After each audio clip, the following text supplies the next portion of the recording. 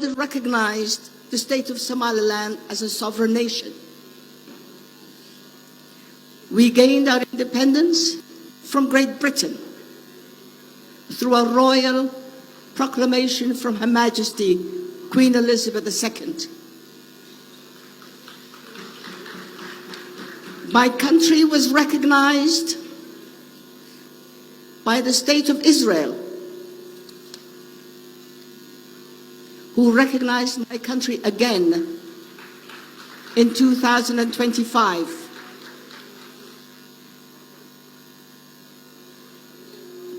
My country